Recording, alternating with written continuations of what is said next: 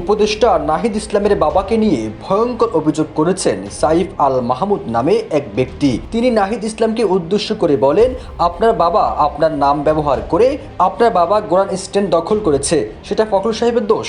আপনার বাবা জিলপাড়ের জমি দখল করেছে, সেটাও কি ফখরুল সাহেবের দোষ? এমন অভিযোগে প্রশ্ন ছুড়ে দেন সাইফ আল মাহমুদ। সামাজিক যোগাযোগ মাধ্যম ফেসবুকে একটি পোস্টে তথ্য উপদেষ্টাকে মেনশন করে সাইফ আল মাহমুদ দাবি করেন, আমার এলাকার ভাই নাহিদ ইসলাম। তার এমন পোস্টের পরে বেশ আলোচনা তৈরি হয় সামাজিক যোগাযোগ মাধ্যমে। প্রশ্ন ওঠে, তাহলে কি নাহিদ ইসলামের বাবা দখলকাণ্ডে জড়িত? ছেলের ক্ষমতার প্রভাবে তিনি কি সত্যি এমন দখলবাজি করেছেন? তবে সাইফ আল মাহমুদের ওই পোস্টের কমেন্টে চ্যালেঞ্জ ছুড়ে দেন খোদ তথ্য উপদেষ্টা নাহিদ ইসলাম। তিনি বলেন, ভাই সালাম, আমি আপনার সাথে সরজমিনে যেতে চাই, যদি সত্যতা পাই উপযুক্ত ব্যবস্থা নেব। আপনি আমাকে সময় দেন, আপনাকে নিয়ে এলাকায় যাব। এমন চ্যালেঞ্জ দেওয়ার পরই আবারও নতুন করে আলোচনা তৈরি হয় সামাজিক যোগাযোগ মাধ্যমে। নেটিজেনদের প্রশংসায় ভাসেন নাহিদ ইসলাম। অনেকে পোস্টটি শেয়ার করে লিখেন, সৎ সাহস থাকলে কেউ এমন চ্যালেঞ্জ দেয় না।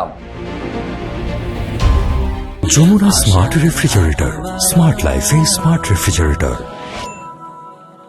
তবে অবশেষে নিজের ভুল বুঝতে পেরে আগের পোস্টটি ডিলিট করে ক্ষমা চেয়েছেন সাইফ আল মাহমুদ। তিনি পরবর্তী ফেসবুকে একটি পোস্ট দিয়ে বলেন, আমি তার বাবাকে জড়িয়ে যে পোস্ট দিয়েছি সেটা আমি যে সোর্স প্রমাণের ভিত্তিতে দিয়েছি সেটা অথেন্টিক কিনা আমার যাচাই করা উচিত ছিল। এটা আমার প্রথম ভুল।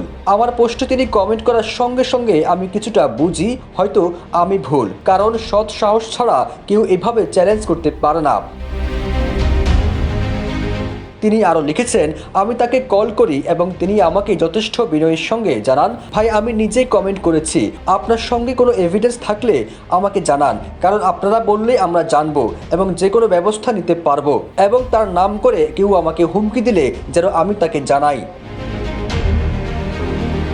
সাইফ আরও লিখেছেন, আমি আমার পোস্ট প্রাইভেট করেছি কারণ এটি নিয়ে আমার পরিবার সহ সবাই আমার ভুল ধরিয়ে আমাকে নাড়া দিয়েছিল।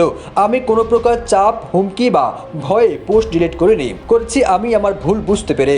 আমার ওই পোস্ট রিমুভ নিয়ে দয়া করে কেউ কোনো গুজব আমার পক্ষে বা বিপক্ষে ছড়াবেন না। আমাকে নিয়ে ট্রল হচ্ছে বা হবে জানি, কিন্তু পক্ষে বা বিপক্ষে কোনো মিথ্যাচার না করার অনুরোধ রইল। আমি আবারও নাহিদ ভাইয়ের কাছে দুঃখ প্রকাশ করছি আমার ভুলের জন্য। ফিরোজ আলম, জয় জয় দিন।